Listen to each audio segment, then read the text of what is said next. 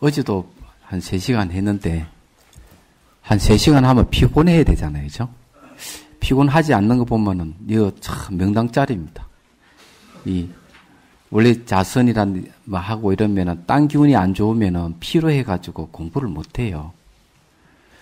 제가 여기 금당에서 보름 동안 살았던, 인연이 있습니다. 77년도에, 그때, 지금 이제 입적하신 간흥 노스님께서 유식 강의를 큰절에서 했거든요. 그때 많은 스님들이 와가지고 이제 살았는데, 보름 동안. 제가 이때 여기 금당에서 살았었어요. 그때 뭐 재밌는 에피소드도 참 많고 그랬는데 다 지나간 이야기입니다. 근데 확실히 여기 기운이 좋네요. 한 2시간 해도 괜찮고, 3시간 해도 괜찮고. 여러분들도 그럴 거라는 생각합니다. 자, 읽어볼게요.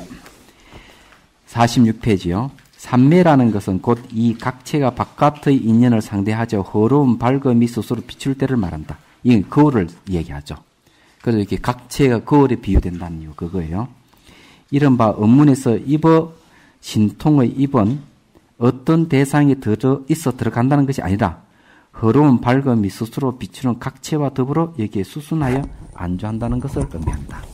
그럼 이거는 뭘 얘기하고 있는가 하면은, 각체와 더불어 수순한다 하는 것은 바로 그 각체 그 자체가 됐다는 얘기겠죠.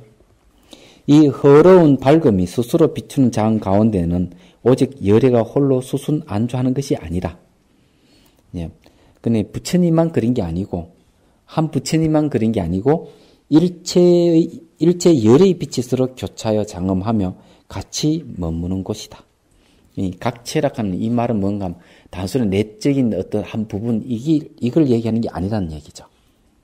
그래서 제가 어제도 얘기했지만, 깨닫는다면 자기만 깨닫는 그런 게 아니고, 자기 깨닫게 되면 일체 모든 존재가 깨달아져 있다 하는 걸 알게 된다는 얘기죠. 근데 깨달음이라 하는 것은 그런 겁니다. 그렇지 않으면 어떻게 사람들을 계도하고 사회를 바꾸겠습니까? 그 다음에 오직 부처님들만이 함께 머물러 있어야 할 곳이 아니라, 부처님만 그런 게 아니고 일체 중생 또한 이 범주 밖에 있는 것이 아니다. 일체 중생들도 전부 다 이 삼매에서 안 벗어난다는 거죠. 단지 몸과 마음의 장애 때문에 중생은 그 가운데 수순하여 안주하지 못하는 것이다. 안주하고 있는데도 자기가 안주하고 있는 줄을 모르는 걸 여기서 이 얘기하는 겁니다. 그게 중생이에요. 자기 부처인데도 불구하고 부처인 줄을 모르는 걸 갖다가 중생이라 한다 하는 거죠. 이 신통 대강명장 가운데 있는 일체의 몸과 마음은 모두 본래 정멸하다. 몸과 마음의 자체로서 본다면 성인과 범부가 다른 듯 하나, 정멸의 바탕으로서 본다면 중생과 부처가 평등한 것이다. 그래서 능가경에서 뭘 얘기하는가 하면, 인체라고 건 존재하지 않는다. 다만 그건 개념일 뿐이다. 이렇게 얘기하는 거예요. 근데 중생은 있다고 생각하고 깨달은 사람은 본래 없음을 아는 거예요. 그게 차이점이에요. 이 평등한 본체는 곧 일체 세계를 두루 포용하면서도 둘이 아닌 운용한 경계이다. 부처님이 이 가운데 수순 안주하고 적정을 벗어나지 않으면서 인연에 응하여 그의 청정한 국토를 나타내는 것이다. 이 말은 무슨 말인가 하면, 열반에 들어있으면서도 바로 보신과 화신을 내어서 중생을 구제한다는 거예요. 그게 인연에 응한다. 이런 말을 쓰는 겁니다.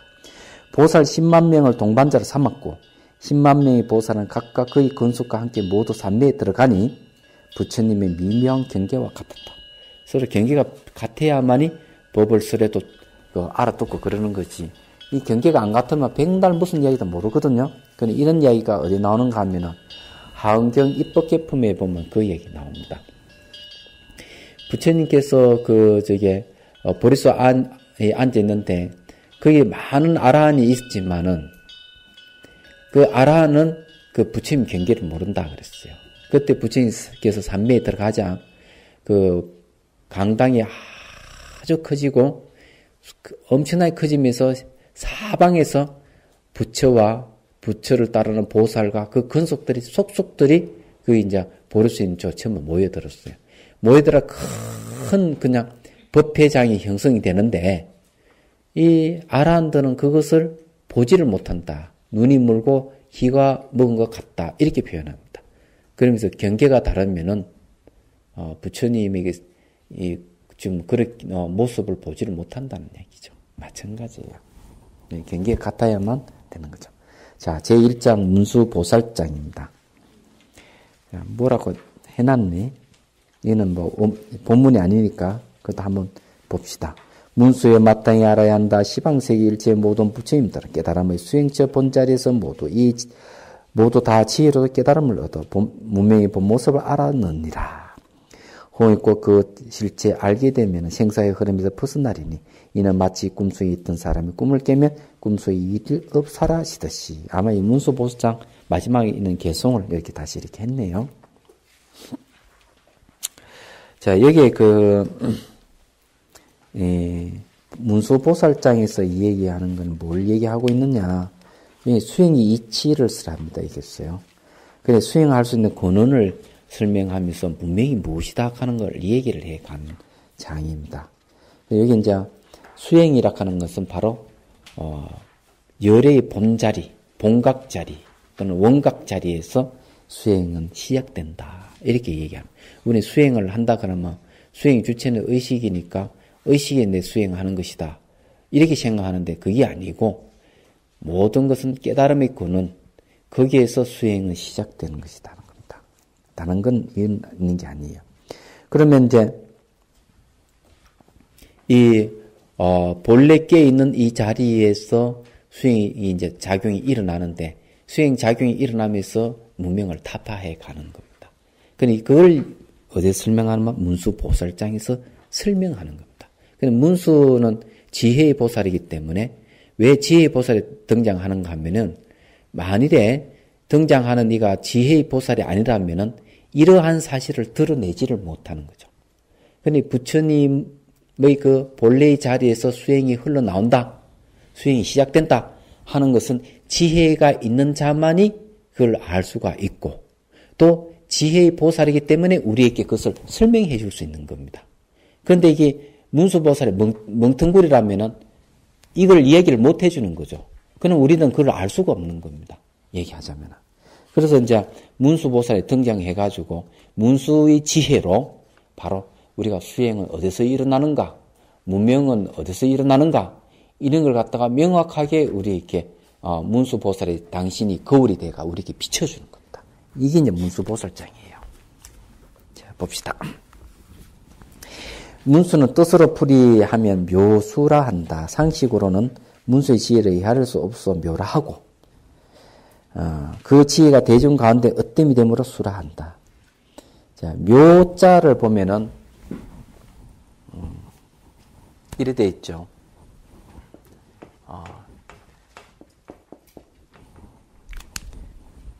계집여자에 젊은 소자입니다. 이게 묘입니다. 그런데 이제 제가 왜 저 이야기를 하는가 하면은 보통 묘하다 그러면 말과 생각으로서 헤아릴 수 없는 걸 묘라 합니다. 그래서 제가 한번 하기했을 때 왜 묘라 하지?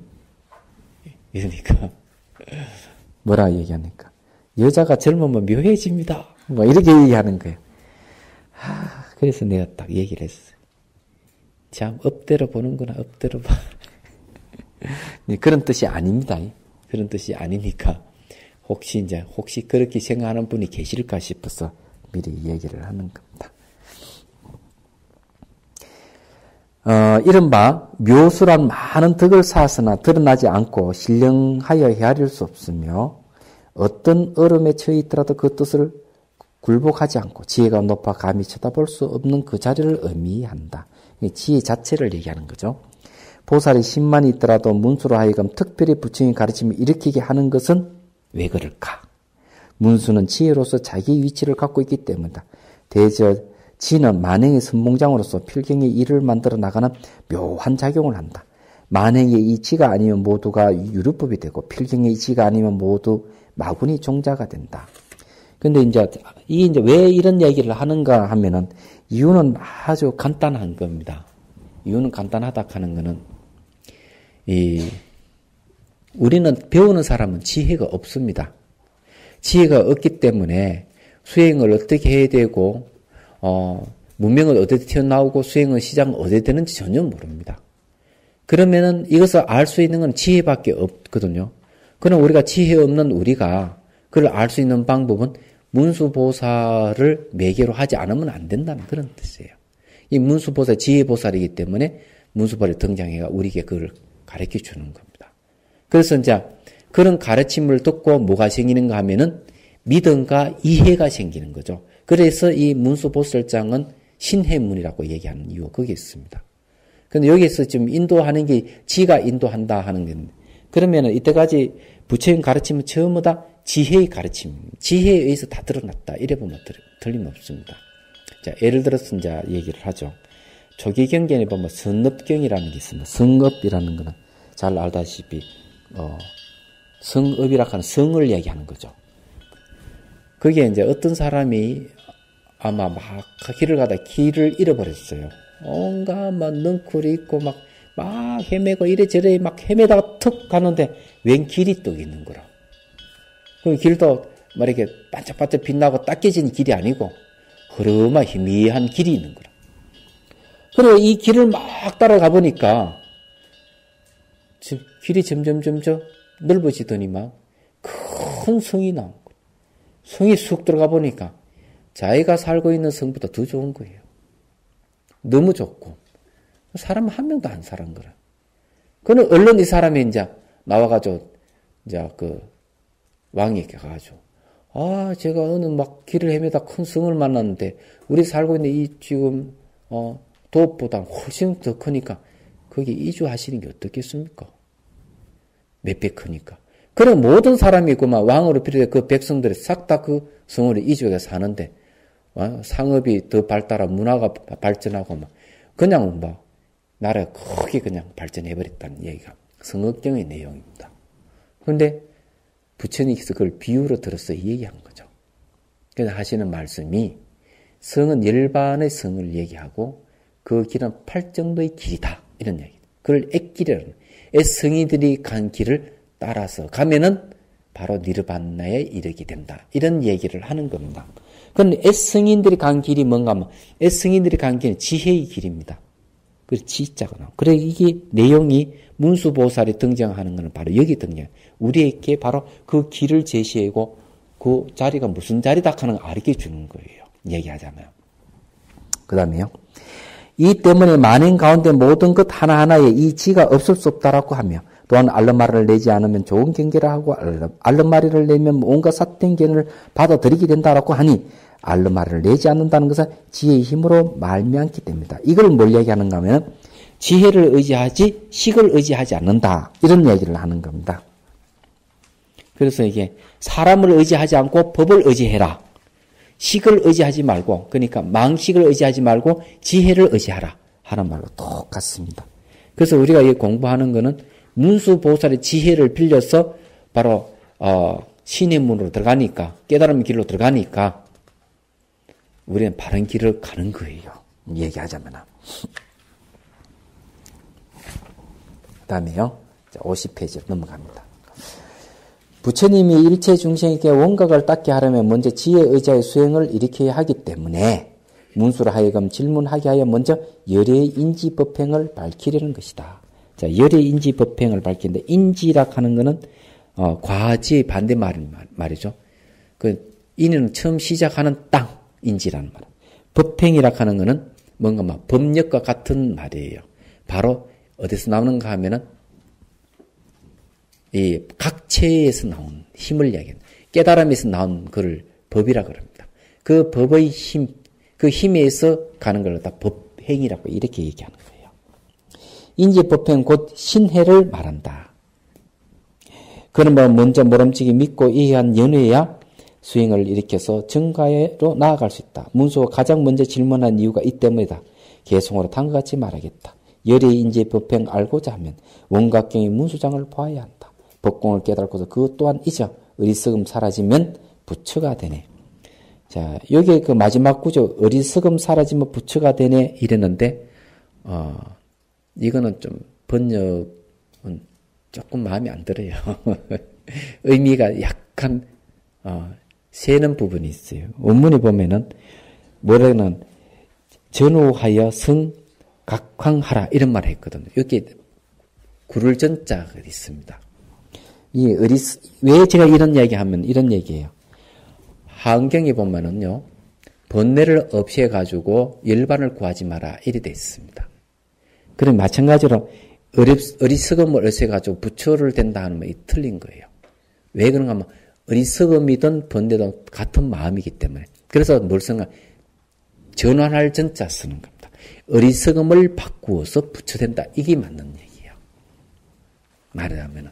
뜻이 그런 뜻입니다. 그래서 이게 어리석음을 바꾸면 어리석음이 사라지는 거는 말이 맞는데 조금 센다 하는 말이 뭘로 빠져버린대. 전환한다는 말이 빠져버렸을 때 뭘 하나 놓치게 되죠. 어리석음도 마음이라 하는 사실을 놓치게 되는 겁니다. 어리석음의 본질이 원래 청정이거든요. 그래서 그냥 제가 한번 이런 걸 뭐라 그럽니까? 다리를 건다, 딴지 건다 이런 말이죠. 제가 딴지를 한번 걸어봤습니다. 그런 얘기에 대해서. 자, 여기 인지법행이고 신이다, 이제 이렇게 얘기를 하는 건 왜 그런가 하면은, 내가 믿고 이해하는 것 자체가 어디서 나오느냐? 바로, 각체에서 나왔기 때문에 그렇습니다. 그 각체에서 나온 걸 인지법행이라고 합니다. 처음 시작하면서, 뭘 없애느냐? 신해하는 게 뭘 없애는 작용을 합니다. 요건 이제 인지법행을 갖다 신해라 했단 말이에요. 신해라 했는데 인지법행에서 어디 나왔나 하면은 바로 깨달음에서 나온 거죠. 원각이로 해도 되고 뭐 본각이 해도 되고 관계가 없습니다. 그러면 이 깨달음 자체에서 흘러나온 게 인지법행인데 여기서 요걸 왜 신해라 했느냐 하는 거예요. 그럼 이게 왜 이렇게 여기서 왜 나왔느냐 하는 게 있습니다. 그는 인지법행이라고 하는 거는요, 어떤 성격을 갖고 있는 원각의 성격을 갖고 있습니다. 이 자체가 원각의 성격을 갖고 있기 때문에 이 깨달음하고 각체하고 맞지 않는 것은 다 없애버리는 겁니다. 없애는 작용에 처음에 나타나는 게 신해입니다. 믿음과 이해가 생기는 겁니다. 그러면 믿을 신자는 뭔가 의심이 소멸된 게 신인 거다. 알해자가 들어가는 거는 이건 체험입니다. 체험이 있기 때문에 해라 그럽니다. 그렇기 때문에 이 단순한 말이 아니에요. 그래서 우리가 의심이 왜 제거되느냐? 바로 각체 자체가 각의 깨달음과 맞지 않는 것은 공하지 않는 각체가 공이거든요. 공하지 않는 것은 전부 공하게 만들어 버립니다. 그래서 이게 의심을 타파하게 되고 그래서 바른 암을 제시를 하는 거예요. 얘기하자면. 그럼 마치 뭐 같은 호응과 같습니다. 향연기가 피어오르면은 향연기는 호공이 아니거든요.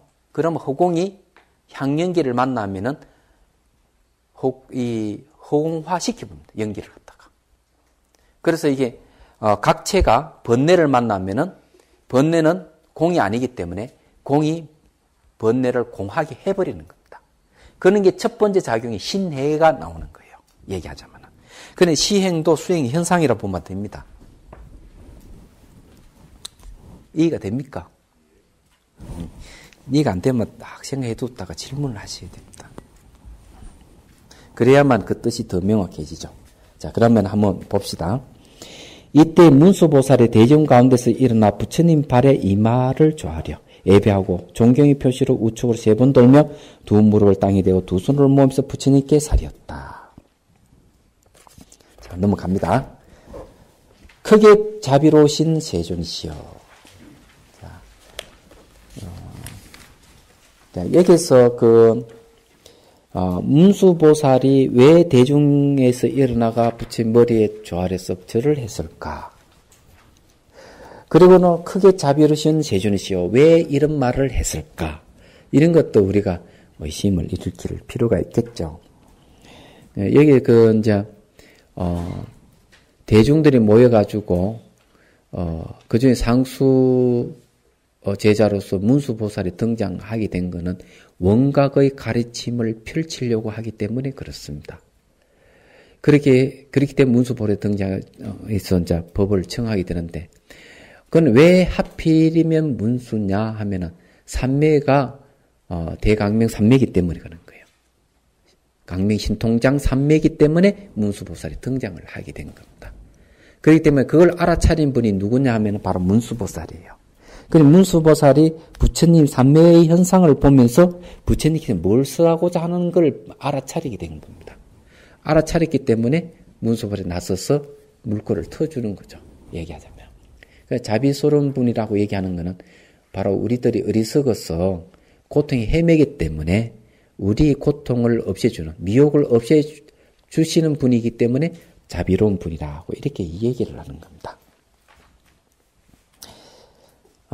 그리고 말 한마디에 큰 의미가 있죠. 그 다음에 바라옵건대 이 법회에 모인 대중들을 위하여 열의 본래 자리에서 일으킨, 그렇죠? 열의 본래 자리. 열의 본래 자리에서 일으킨 청정한 인지법흥을 설해 주시고, 나아가 보살이 저 대선 가운데 청정한 마음을 바라요. 모든 병통을 멀리 벗어나게 설하시오. 오는 세상의 말세 중생과 대성을 과하여 사견에 떨어지지 않게 하옵소서. 여기 이제 벌써 세 가지 나오죠. 열의 자리에서 일으킨 인지법행.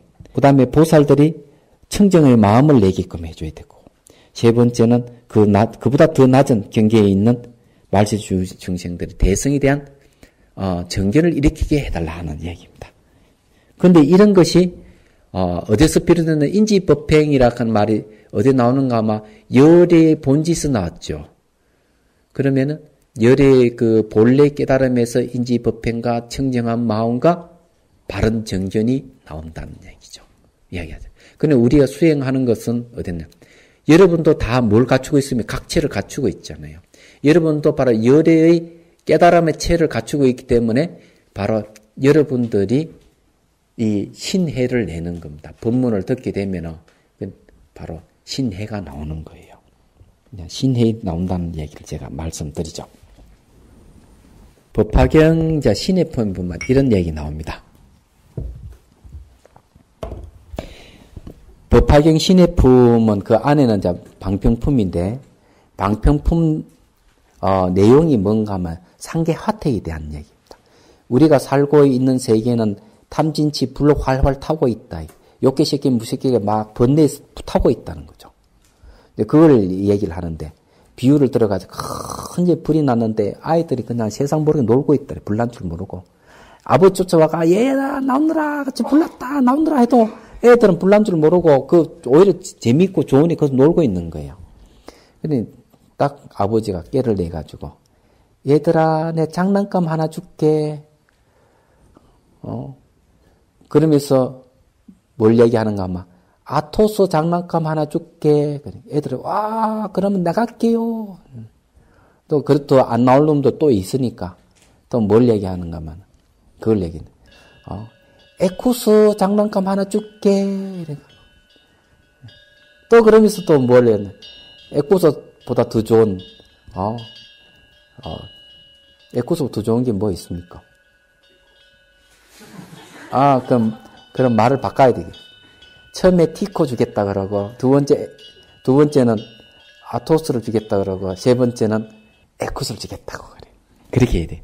그러니까 애들의 조화가 다 나온 거예요. 나오니까 차는 안 주고, 비행기 한 대씩 다 안겨줘버린 거예요. 이게 이제 뭔가 하면은, 방편품 내용입니다. 근데 방편이라고 하는 건 뭔가 방편을 써가지고, 제일 처음 소승의 가르침을, 그 다음에 보살의 가르침을, 마지막에 일불성의 가르침을 줬다는 얘기죠. 아직, 소승도 이제 성문 가르침, 영가의 가르침, 보살의 가르침을 주고, 마지막에는 일불성의 가르침을 탁 준 겁니다. 그래가 줘가지고 전부 다 구제하는 내용이죠. 이런 이야기를, 대중을 듣죠.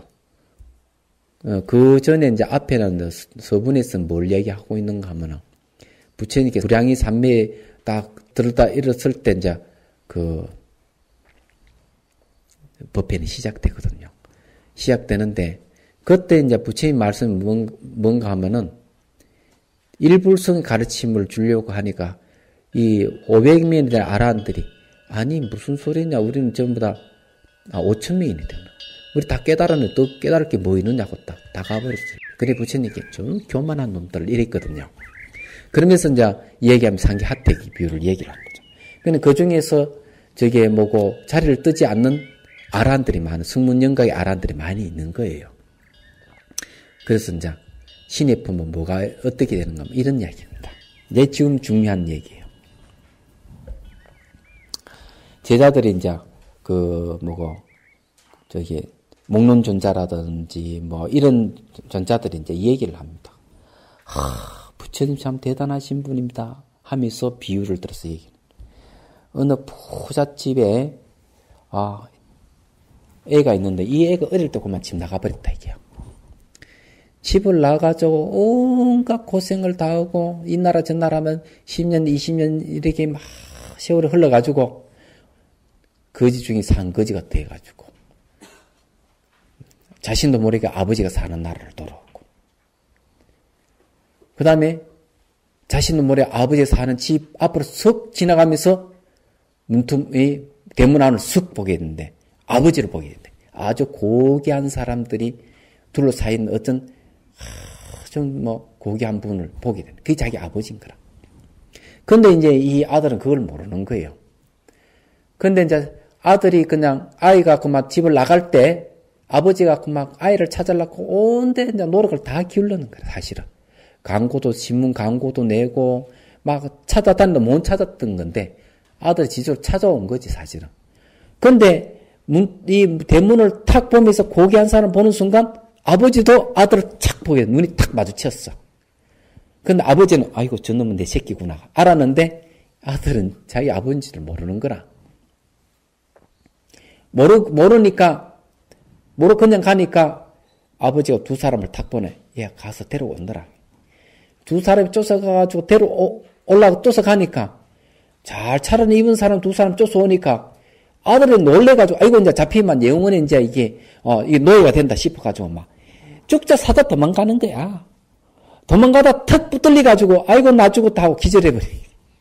기절하니까 아버지가 와가 아이고 안 되겠다. 내버려두고 온더라. 그래가 다시 이제 돌아가가지고 그 다음에 누굴 보내는가? 흐름한 옷을 입힌 그러니까 거지 비슷한 사람 두 사람을 보내가지고 데려오라 하는 거야. 가가지고 살살 꽂힌. 야, 그 부잣집에 가면 말이야. 품삯을 몇 배로 준단다.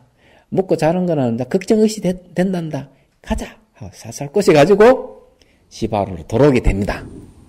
들어가지고는 이제 뭘 하는가 하면은 똥그름 치고 막 이렇게 할 때 아버지도 이제 흐름만 옷을 입고 가가지고 같이 이제 똥그름 치면서 야 일할 만 나나 이러면서 이제 격려를 해주는 거죠.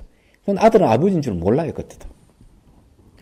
그러면서 이제 이 사람이 착하고 이러니까 뭘 시키는가 이제 집사를 지킵니다. 집안을 다 보게 해요. 집사를 지키고 나중에 나이가 들어가지고 아버지가 이제 죽게 될 때 이 왕과 대신과 마을주지 다 모아놓고 선언을 하는 거죠. 이 아이는 어릴 때 집 나간 내 자식이라고. 그러니까 사람이 공포를 하는 거죠. 이 아들이 그냥 막 너무 기쁜 거야. 왜 기쁘냐 하면 생각지 못했던 재산을 얻었는 거라. 말이지. 그리고 생각지 못했던 자기가 이제 이 큰 저택의 집 주인이 딱 되는 거지. 얼마나 좋아. 아버지 죽기는 말고는. 아버지를 파져 죽는 건데. 이제 그런 이야기예요, 내용이. 근데 제가 묻고 싶은 게 하나 있습니다. 이게 이제 오늘 이야기하는 이 인지법행하고 관계되는 이야기들이에요. 여러분들 여기 온 이유하고도 관계되는 이야기입니다. 여러분들이 어떻게 출가를 해가지고 왔느냐는 겁니다. 얘기하자면. 이 신기한 일이에요. 제가 그 은혜사에 살 때 그 백흥암 주의스님이 뭐라고 이랬 얘기하는 거예요. 스님, 내 상자 중에서 기독교 교수 분자도 내 상자된 이들이 많습니다. 그러면서 하는 말이 제가 그런 사람도 교화한 적도 없고 불교 얘기한 적도 없는데 지발로 찾아와가 중이 됐습니다. 출가락하는 게 아주 요상스럽습니다. 이게 뭐 기독교든 불교든 뭐 종교를 초월하는 것 같습니다. 이렇게 얘기하는 거예요. 아니, 왜 기독교 결수분자가 왜 출가를 하느냐, 이게 이상하다, 이게죠. 혹시 여러분 또 그 중에 그런 분 안 계십니까? 있을 걸 생각합니다. 제 얘기는 무슨 얘기인가 하면은, 애가 집 나와가지고 온갖 고초를 다 당해가지고 어떻게 아버지가 사는 나라로 뚝 돌아오게 됐느냐, 이게. 이게 우연이냐, 필연이냐, 이게 왜 그래 됐느냐, 이게죠. 또 어떻게 아버지 사는 집을 보게 되고, 대문을 쑥 보면서 아버지를 보게 됐느냐, 이게죠. 자기도 모르게. 자, 돌아오게 된 아버지 사는 나라, 아버지 사는 집, 아버지를 보게 된, 이유가 어디 있느냐는 거예요. 쉽게 말해가 여러분들 어떻게 해가지고, 출가를 해가지고 절집문을 들었어서 법당에서 절을 하게 됐고, 이런 법문을 듣게 됐느냐, 얘기죠. 또 수행하게 됐느냐, 얘기죠. 아신 분 계시면 한번 얘기해 보십시오. 왜 그렇게 됐습니까? 예? 아이, 참. 다 꿀을 한 잔씩 드셨구만.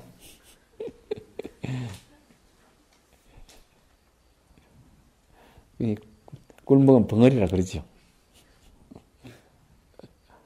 아, 이야기 해봐요. 왜 된 거요?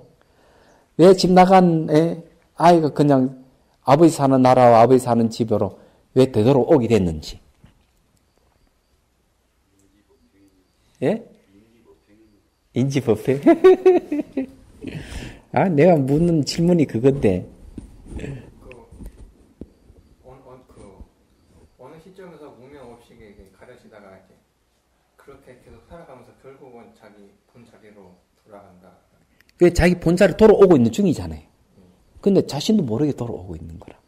그럼 그동안 선거는 쌓아가지고. 선거는 쌓아가지고. 선거는 쌓았어. 전생에 인연이 있어. 자기 자리를 찾으려고 하는 그 욕망에 의해서. 그 욕망이 어땠어요? 왜 일어날까? 그거 참 중요한 얘기다. 고 때문에 그랬어요. 그건 맞습니다. 고입니다. 정확하게 나왔네. 아이가 집 나와가지고 온갖 고통 다 당하는 거야. 괴로움을 자각하는 거야. 괴롭다. 괴로움을 자각함으로써 돌아오게 되는 거예요. 그럼 이때 인지법행을 뭘 인지법행이라 합니까? 예? 이때 인지법행이 뭡니까?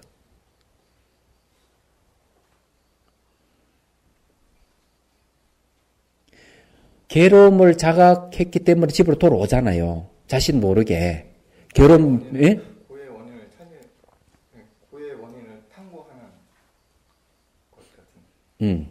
쉽게 말하면, 괴로움을 자각하기 순간부터 이제 법행이 시작되는 겁니다. 이게. 그러면 괴로움을 왜 자각하게 되는가? 괴로움이라 하는 건 번뇌 때문에 일어나는 거거든요. 번뇌는 축적해보면 무명 때문에 일어나는 겁니다. 얘기하자면. 근데 일상생활에서 괴로움을 자각하게 되면은 바로 그 자극에 의해 가지고 진여, 쉽게 말해 깨달음 그 자체가 진여인데 진여가 작용을 하는 겁니다. 어떻게 작용하느냐? 바로 번뇌를 없애는 작용을 해버려요. 번뇌를 없애는 작용 첫 번째가 뭔가 하면 고통과 접촉해서 일어나는 괴로움에 대한 자각이에요. 그게 이제 내가 이제 고통에 벗어나야지 하는 이 생각이 진여의 작용입니다. 그게 원각의 작용이에요. 본각의 작용이에요. 그래서 이제 여기서 부처님께서 말씀하신 게 뭔가 하면은 우리 수행의 출발이 어디서 시작됐느냐? 근본 자리에서 시작됐다. 이렇게 얘기하는 겁니다. 그래가지고는 그 다음에 이제 뭐가 생깁니까? 이제 부처님 법문을 듣고 그렇구나. 부처님 법문 들으니까 이렇게 하면은 내 고통에서 벗어나겠구나 하는 게 오는 거죠. 그래서 확신과 이해가 오는 시작. 신해락하는 게 뭔가 하면은 이제 지도를 보고 고통이 없는 자리로 갈 수 있는 길을 확신하고 알게 됐다는 얘기예요. 이게 신해라 그런 겁니다. 그래서 이게 이제 괴로움을 자각하고 바로 믿음과 이해가 생기는 이 자체가 그대로 인지법행이에요. 인지법행이 시작되는 겁니다. 법행하는 게 법이 행했다 하는 건 뭘 얘기하겠어요? 바로 진여의 작용이다. 이게 지경이 작용하고 있다. 그걸 이제 대승기신론에서는 법력 훈습이라는 말을 씁니다. 그런데 여러분들은 인지법행이 시작된 거, 출가. 그러니까 내 출가하겠다는 마음을 낸 순간부터 그 이전에 괴로움이라는 게 있겠죠. 괴로움 종류도 많습니다. 그런데 이제 아까 그 아주 재밌는 말씀 한 분 있죠. 전생 인연 때문에 이런 분 계셨죠. 이 출가도 보면은 전생이 인연에서 출가하신 분 있습니다. 그런데 전생이 인연 때문에 출가하신 이런 분은 사실은 괴로움을 자각을 했기 때문에 출가한 게 아니에요. 생사를 내 해탈하겠다 하는 마음에서 출가한 분은 아닙니다. 그러면 그 마음은 전생이 벌써 마음을 냈던 거죠. 전생이 내가지고 이 생까지 계속 이어오는 겁니다. 그 말은 뭔가 하면은 인지법행이라고 얘기하는 이 진여의 작용이, 우리 본래 마음의 작용이 시간과 공간을 초월한다는 겁니다. 그래 작용하는 거죠. 굉장한 거예요. 그러면은 그 다음에 이제 뭐가 지금 청정한 마음을 내게 합니다. 그 다음에 그리고 삿된 견을 없애게 하는 겁니다. 이게 전부 다 인지법행. 이거 하도 참고하는 것 자체가 인지법행입니다. 얘기하자. 이 자리에 여러분 이 법문 듣는 것 자체가 인지법행입니다. 시작인 거예요. 그래야만이 권원에서 나왔기 때문에 다시 권원으로 들어갈 수가 있는 거죠. 그래서 그 법화경 내용은 이런 내용입니다. 아버지 사는 나라, 아버지가 사는 집, 그리고 아버지를 보게 되는 것은 발심한 거예요. 그래 괴로움을 자각한 겁니다. 자각해가지고 내가 지를 깨치고 해야 되겠다 하는 마음을 낸 겁니다. 그래 돌아온 거예요. 그런데 쓱 지나친 건 아직까지 인연 다 안 됐죠. 두 사람을 보냈다 하는 거는 잘 알다시피 승문영각을 보낸 겁니다. 그렇지 뭐 알아차렸지만 다시 두 사람 다시 보내죠. 그 두 사람이 승문영각이에요. 그래 데리고 집 안으로 들어온 거는 뭔가 하면 내적 관찰 시작된 겁니다. 안으로 지켜보기 시작. 똥, 오줌, 거름 이런 걸 치는 거는 더러운 걸 치는 거는 뭔가 하면은 번뇌를 계속 없애가는 수행을 계속한 겁니다. 그리고 집안에 집사가 됐다 하는 거는 뭔가 자기 의지를 할 수 있는, 이제 선정 들어오시면 들어오고 싶고 나오고 싶으면 나오고 이제 어느 성인의 경지에 들어간 겁니다. 그래가지고 집안일을 자유자재를 할 수 있다면 자기 자신을 언제나 컨트롤을 할 수 있다는 겁니다. 그런 경지까지 온 거죠. 그러고는 이제 유언을 하게 됐다 하는 거는 바로 선지시 인가를 해준 겁니다. 얘기하자면. 그러가 생각지 못한 재산을 얻었다 하는 자기 안에 있는 부처의 성품을 확실하게 자기가 깨쳤다는 거죠. 쉽게 얘기해가지고 육조 해능 스님이 노행자 시절에 지나가는 응무소주 이생계심 듣고 다 깨달았잖아요. 깨달아가지고 다시 항배산에 와가지고 오조 홍인 스님에게 다시 또 인가를 받죠. 평폰을 탁 치고 건강경 강설을 하니까 응무소주 이생계심 이르러가 다시 또 깨닫게 되죠. 깨달아가 완전하게 이제 자기 이제 번뇌를 제거해버리는 단계가 오는 겁니다. 그래서 의발을 전수받잖아요. 그게 뭔가 하면은 부처님께, 아니죠, 아버지에게 유산을 물받는 겁니다, 이게. 그런데 이제 여기 또 아버지는 또 누군가 하는 거 있어요. 그 아버지가 누군가 하면은 바로 자기 자신입니다. 알고 보면. 왜? 그 아버지 유언하고 죽지만은 그 집안을 장악해가 아버지가 누가 됩니까? 아들이 아버지가 되잖아요. 그래서 바깥에 있는 아버지나 안에 있는 아버지, 같은 아버지, 한 아버지입니다. 이게 부처님이에요. 이게. 그래서 이게 신의 품 내용이 아주 중요한 겁니다. 이런 내용을 제자가, 그러니까, 아라한이 이제 부처님께 얘기하는 거죠. 부처님 바로 우리를 이렇게, 믿음과 이해로 깨달음을 이끌어 주십니다. 하고 이 얘기를 하는 겁니다. 내용이. 이 내용도 인지법행 이야기하는 이런 내용이 지금 출발을 하고 있는 거죠. 그 다음에요. 이 말을 마치고서 오체투지하며 이와 같이 거듭 3번 청함으로 부처님이 가르침을 간청하였다. 이제 인지법행이 시작된 겁니다. 필경에 상대하여 봉기를 더러운 습을 상대하여 청정을, 그 다음에 깨달음의 결과의 위를 상대하여 인지를, 진로의 음용에 상대하여, 진로라 하는 건 번뇌죠. 번뇌의 업의 작용에 상대하여 법행을 말하는 것이다. 그럼 법행이 뭡니까? 반야의 작용이죠. 쉽게 말해가지고 청량한 마음의 작용이죠. 왜? 진로 업의 상대를 했다 했으니까. 그럼 제 말이 안 맞습니까? 자식 읽어보면 그대로 나오는 겁니다. 그래서 이 인지법행이 이제 이렇게 시작되는 거죠. 대개 원조하여 신이 한다면 본인이 이루어져 마친 내 과일을 정득하고, 자, 이 말은 뭔가 하면 이 말을 듣고 즉각 깨달으면 도노돈수다 이 말이죠. 이게 또한 반드시 염습을 멀려 청정하게 되면 업용을 뒤집어서 법행이 되게 하는 것이다. 그럼 이거는 이제 뭔가 하면은 점수하는 얘기죠. 이 말 뜻을 보면 그런 뜻입니다. 청정한 마음을 바란다는 것은 무엇인가? 본래 있는 깨달음으로서 부처님과 다를 것이 없는데 중생은 단지 망상이 있기 때문에 이를 정득하지 못한다는 것이다. 이제 이러한 사실을 알았으니 또한 마땅히 내가 부처님과 다른 이유는 단지 망상이라는 번뇌 때문이니 몸지 엽섭을 멀리하여 이 마음을 받고 새롭게 함으로써 청정한 근원을 회복해야 한다고 생각해야 할 것이다. 이와 같은 생각을 청정한 마음을 바란다고 하는 것이다. 모든 병통을 멀리 벗어난다는 말은 무슨 뜻인가? 법신을 송상시키는 병이 하나의 종류만이 아니므로 모든 이란 표현을 쓰고 이 병을 여러 방편으로 치료해 남김없이 뿌리를 뽑음으로 멀리 벗어난다고 말한 것이다. 오는 세상의 말체 중생이 대성을 구하여 사견에 떨어지지 않게 하옵소서라고 한 것은 무슨 뜻인가? 만약 중생을 제도하려 한다면 반드시 먼저 스스로를 제도해야 할 것이니 자기를 제도하지 못하고 어찌 다른 중생을 제도할 것인가? 그러므로 먼저 보살을 위하여 인지법행의 슬하기를 청하였고 다음에 자기를 제도하고 또한 다른 사람을 제도하는 방법을 알려주기를 간청한 것이다. 자, 그럼 여기 이제 인지법행을 쓰란 이유가 이제 분명히 있죠. 인지법행을 쓰란 이유가 자기를 구하고 남을 구하게 하기 위해서 인지법행을 쓰랬다는 얘기예요. 근데 인지법행은 어디서 흘러나오는가 하면 여러분이 본연의 마음자리에서 흘러나오는 거죠. 여러분이 본연의 마음자리에서 흘러나오게끔 제도적 그 환경 조건을 이 뭔가 하면 법회고 그 조건 하에서 흘러나오게끔 한 촉매 역할을 해준 촉발시킨 분이 누군가 하면은 바로 문수보살이다. 이래 보시면 됩니다. 이 말을 마치고서 오치투지하여 이와 같이 거듭 3번 청함으로 부처님 가르침을 청하였다 하는 것은 말을 마치고서 자기의 정성을 나타내 법을 중요시하는 마음을 표현한 것이다.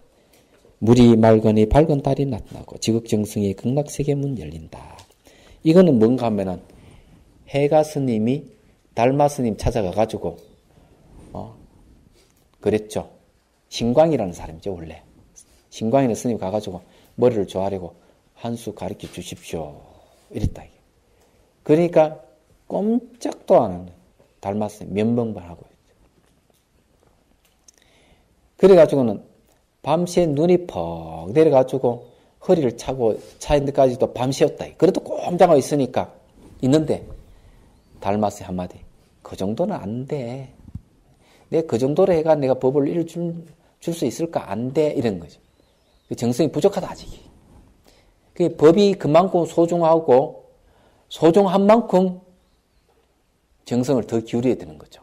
왜냐하면 정성이 약한 채로 그것을 받으면 법을 소홀히 대할 가능성이 있는 겁니다.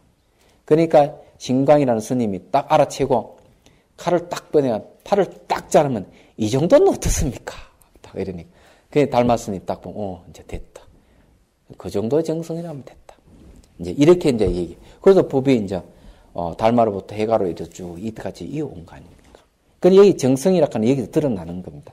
그래 혹시 이제 여러분들도 선지식을 만나러 가면 그냥 가지 말고 좀 사두를 가세요. 그래가 딱 바치고 정성을 보이시는 거죠. 그래야만 되는 겁니다. 그때 세종께서 문수사리보살에게 말씀하셨다. 자, 이거는 정성을 들였기 때문에 세종께서 말을 한 거죠. 부처님께서 말을 한다 하는 건 뭡니까? 극락의 문이 열린다는 얘기고 물이 맑으니 밝은 해가 뜨는 이치와 똑같은 거죠. 착하고 착하도다 선 남자의 너희들이 모든 보살을 위하여 열의 인지법행을 물어. 자, 열의 인지 법행을 물었다 이죠. 말세일 제중생들로 하여금 대성을 구하여 바르게 그 자리에 머물러 사견에 떨어지지 않게 하는구나. 너희들은 이제 자식들을 마땅히 너희들을 위하여 법을 설하리라. 사견이라 하는 것은 뭔가 하면은 여기서 중요한 사견은 인간을 믿지 않는 것은 사견입니다. 인간을 믿지 않게 되면은 깨달을 수가 없습니다. 왜? 인지법행이 했을 때 인이 들어가죠. 결과는 과가 들어갑니다. 그래서 이 수행이라 하는 것이 원인에 의해서 결과로 가는 거죠. 인과가 분명한 겁니다. 얘기하자면. 쉽게 말하면은 운각 자체가 인과입니다. 불성 자체가 인과예요. 그래서 열방에 뭐라 얘기하는가 하면은 12연기법이 그대로 열반이다. 이렇게 얘기하는 겁니다. 12연기 자체가 열반이다. 12연기 그대로 불성이다. 12연기 그대로 제1이 공이다. 이렇게 얘기를 하는 겁니다. 그렇기 때문에 인간을 믿지 않는 사람은 깨달을 수가 없는 거예요. 그래서 인간을 믿지 않고 계율을 안 지킨다. 허랑망탕하게 술 먹고 개기 먹고 마음대로 해도 깨달으면 다 된다 이런 사람은 인간을 믿지 않는 사람이거든요. 그럼 못 깨닫는 겁니다. 그러니 이 사견에 떨어져 있는 사람들이 그 사람들은. 그러자 문수사리보살의 부처님이 가르침을 받들어 환희하고 모든 대중과 함께 기쁜 마음으로 무교히 부처님 말씀에 귀를 기울였다. 이제 본격적으로 이제 우리가 그 내용을 공부하게 됐습니다. 질문 있으면 하십시오. 제가 어제 설명해 주신다고 용대에 대해서 뭘? 그 최대 상대 용대 있지 않습니까? 예. 그 용대에 대해서 한번. 공대? 용대. 아, 용대. 이렇게 얘기를 해야 되겠네요. 금이 한 덩어리 있는데, 이 금이 한 덩어리 있어요. 근데 이게 이제, 이 금이라 하는 것을 언제든지 바뀔 수 있는 가능성이 있습니다. 가르치로, 예를 들어서 그렇죠. 금이 한 덩어리 있는데, 금은방에 어느 사람이 또 와가지고, 우리 애 돌잔치 하는데 그 금반지 좀 필요하네. 이렇게 하는 거죠. 그러면은 사람이 금을 가지고 금반지를 만들어 줍니다. 그럼 금 자체는 최대고, 최대인데 금반지가 될 수 있는 가능성은 어디서 드러나는가 하면 사람이 찾아와가 금반지 하나 만들어 주게 이렇게 얘기하죠. 그러면은 그는 상대에 속하는 거죠. 그런 금반지를 만들어진 거는 용대입니다. 만들어가지고 끼게 되죠. 그게 용대입니다. 쉽게 말해가지고 금 자체는 변하지 않습니다. 최대입니다. 그렇지만 그것을 언제든지 코끼리도 만들 수도 있고 팔찌도 만들 수 있고 뭐든지 만들 수가 있어요.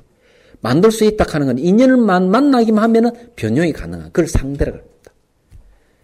용대라 하는 건 인연을 만나가지고 가공해가지고 코끼리 형상을 만들거나 팔찌 형상을 만든 거를 갖다가 용대라 그럽니다. 그렇지만은 만들어진 가락지든 코끼리든 금은 성품은 바뀌지 않고 있죠. 똑같은 겁니다. 그는 최상용을 그렇게 얘기해요. 사람으로 치면은 깨달을 수 있는 바탕을 갖추고 있는 건 최대입니다. 말하자면. 그래서 선지시기에 의해 가지고 우리가 마음이 격발되기 시작을 하죠. 격발되기 시작하면은 바로 용대 작용이 하는 겁니다. 용대 작용을 하면서 자기 마음이 바뀌어가는 거죠. 그렇기 때문에 깨달을 수 있는 바탕 그 자체는 최대이고 언제든지 선지식의 격발을 받으면은 작용할 수 있는 조건을 갖추고 있는 것은 힘을 갖추고 있는 상대예요. 그래서 딱 만나가지고 수행을 해 나가는 것은 용대입니다. 이래 보시면 돼요. 됐습니까? 그럼 이제 기억이 정확한지 모르겠는데 용대가 이게 승연이고 그게 또 번뇌라고 이렇게. 네. 번뇌는 뭔가 하면은 깨달음을 자각하지 못하면은 본연의 마음자리가 그 더러움과 인연이 돼가 작용을 해가는 겁니다. 더러움과 인연. 더러움과 인연이 되면, 그는 깨끗함, 그는 선지시기는 깨끗함과 인연이 되면은 그 용대가 수행으로 가고, 이게 내도 도둑질하고 나쁜 짓 하고, 이게 거짓말을 해서 하는 이런 인연을 만나게 되면은 작용 그쪽으로 가는 거라. 그 자기도 도둑놈이 된다든지, 자기도 사기꾼이 된다든지 이런 거라고. 그는 인연을 만나면. 그 용도 그렇게 작용하는 거예요. 그렇지만은 그 용대의 그 성품 자체는 바뀌지 않는 겁니다. 그러니 체대락하는 건 뭔가 더러운 거 깨끗한 걸 다 수용할 수 있기 때문에 그런 거죠. 그 자체 성품이 비어있기 때문에 더러운 것도 수용하고 깨끗한 것도 수용을 하는 겁니다. 그게 통상이라 모든 통하는 모습이다 이렇게 얘기하는 겁니다. 그게. 그럼 보리가 되든 망상이 되든 어느 방향으로 가느냐에 따라서 그 보리가 될 수 있고 망상이 될 수 있고. 그렇죠. 그래 되는 거죠. 그렇기 때문에 사람을 찔러 죽이도 괜찮고 도둑질을 해도 되고 이 원자 폭탄의 우주를 지구를 폭파해도 괜찮습니다. 그 자체 그대로 진여 자체입니다. 그렇지만 그렇게 하면 안 되는 이유가 있죠. 고통스러우니까 안 하는 거예요. 괴로우니까 안 하는 거예요. 그래서 이게 도둑놈도 그렇고 부처도 그렇고 전부 다 진여지만은 왜 부처의 길을 가느냐 얘기죠. 고통 때문에 그런 겁니다. 그거 아셔야 돼요. 잘못하면 쇠고랑쇠락하잖아요. 그런 거 싫어서 악을 멀리하고 선을 추구하는 거예요. 그 중에서 선을 추구하는 것 최상의 선이 뭐냐? 수행해서 깨닫는 거예요. 또 질문 있습니까? 없습니까? 내일 봅시다.